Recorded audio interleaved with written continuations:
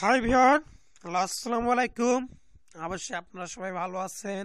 ভালো থাকার কথা, কেননা আপনারা আমাদের চ্যানেলের সঙ্গেই আছেন এবং আমরা প্রতিনিয়তই আপনাদেরকে সুন্দর সুন্দর টিপসগুলো দিয়ে থাকি, যাতে আপনারা সুন্দর সুস্থ জীবন যাপন করতে পারেন। এবং যারা নতুন আছেন তারা অবশ্যই আমার চ্যানেলটা সাবস্ক্রাইব করবেন এবং আমাদের চ্যানেলের সঙ্গে থাকবেন এবং ফুল টিপসগুলো আপনারা দেখবেন এবং সুস্থ থাকবেন। তো চলুন শুরু করা যাক আজকের টিউটোরিয়ালটি শুরু করার আগে একটা কথা বলবো যে আসলে আমার একটু গলার সমস্যা, এই কারণে এই রেকর্ডিংগুলো এইভাবে হচ্ছে। তো আপনারা কিছু মনে করবেন না এবং নিজে একটু সুন্দর করে পড়ে নেবেন। যৌন মিলনে এই স্বাস্থ্যবিধিগুলো হচ্ছে, মানে আপনার যৌন মিলনে যে স্বাস্থ্যবিধিগুলো আপনি প্রতিনিয়তই সঠিকভাবে মেনে চলবেন, সেগুলো হচ্ছে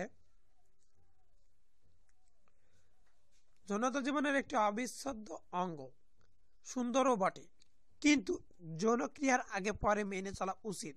কিন্তু স্বাস্থ্যবিধি না হলে নানা ধরনের রোগ বাসা বাঁধতে পারে আপনার শরীরে। শুধুমাত্র এইডস নয়, আরও বিভিন্ন বিষয়ে সচেতন থাকা উচিত।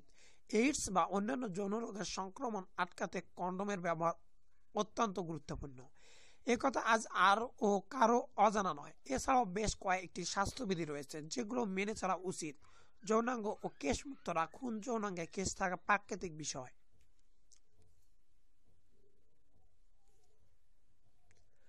কিন্তু স্বাস্থ্যের দিক থেকে দেখতে গেলে যৌনাঙ্গ কেশমুক্ত রাখাই উচিত।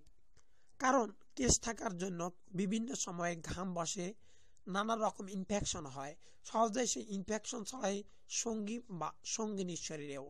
পিরিয়ডস চলাকালীন যৌনক্রিয়া নয়। মেয়েদের পিরিয়ডস চলার সময়টি সেফ পিরিয়ডস হিসেবে গণ্য হয়, কিন্তু এই সময় যৌনক্রিয়া না করাই ভালো। ইউরেটার্স বা ওভারিতে কোনো ইনফেকশন থাকলে তা মেনস্ট্রুয়েশনের সঙ্গে বেরিয়ে আসে। সেই ইনফেকশন পুরুষঙ্গের শরীরে ছড়াতে পারে। পরিষ্কার রাখুন হাত ও নখ। যৌনক্রিয়ার আগে দুই জনেরই হাত, নখ এবং যৌনাঙ্গ পরিষ্কার করা উচিত। যৌন ইচ্ছা আগাম বার্তা দিয়ে আসে না, ঠিকই, কিন্তু এই ন্যূনতম স্বাস্থ্যবিধি না মানলে প্রিয়জনের শরীরে রোগ ছড়াতে পারে। যৌনাঙ্গে ধোয়ার স্বাস্থ্যবিধি। পায়নালিতে অনেক রোগ জীবাণু থাকে, তাই যোনি ধোয়ার সময় খেয়াল রাখতে হবে যাতে হাত এবং পানির অভিমুখ যোনি থেকে পায়ের ছিদ্রে থাকে, উল্টোটা নয়।